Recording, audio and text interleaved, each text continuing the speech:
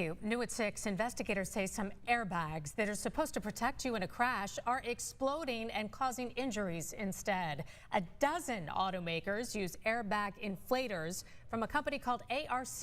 That company is refusing to a request from federal regulators that it recall millions of those airbags. Channel 2 consumer investigator Justin Gray live in Northeast Atlanta. And Justin, at this point, we don't even know what makes and models could be included.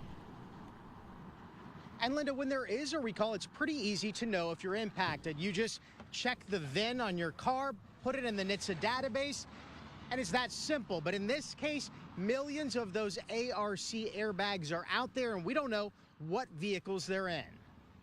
We're not sharing the identity of this Michigan woman, but you can see the severe injuries. My client was catastrophically injured. The piece of metal in this cup is the shrapnel doctors removed from her neck. Her attorney, Andrew Parker Felix from Morgan & Morgan, says she's still breathing out of a tracheotomy tube from the March injuries. It shot shrapnel into her neck, destroyed her jaw. It knocked out multiple teeth. The cause of the injuries was the airbag in her car, more specifically the inflator, manufactured by a company called ARC. You can see it here after shrapnel ejected out when the airbag deployed. Federal regulators at NHTSA just sent this letter to ARC asking for the voluntary recall of 67 million ARC inflators, writing that they, quote, pose an unreasonable risk of death or injury that may result from an item of motor vehicle equipment that, when not defective, is designed to save lives. They're the ones responsible for basically putting a grenade in consumer steering wheels.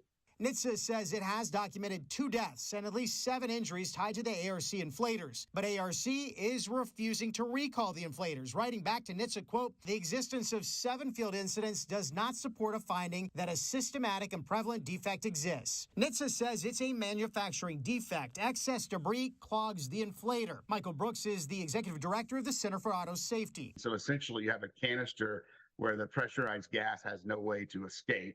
And it becomes a bomb. Channel 2 Action News has shown you before what it looks like when that happens and an airbag inflator explodes. The ARC inflators cause the same type of explosions as the Takata airbag defect that led to a massive worldwide recall. We know at least 12 vehicle manufacturers use the ARC inflators, but do not know what car makes and models may have the alleged faulty parts. They're very protective of which airbags they're installing in which vehicles. That's confidential information to them. So they don't like that information getting out, even though it prevents consumers from being a little more aware of whether their vehicle might have a defect.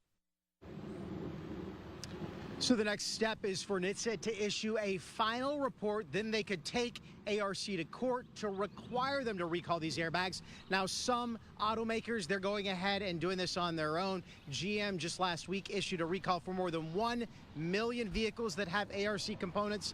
Among them, the Chevy Traverse that woman here in our story was driving.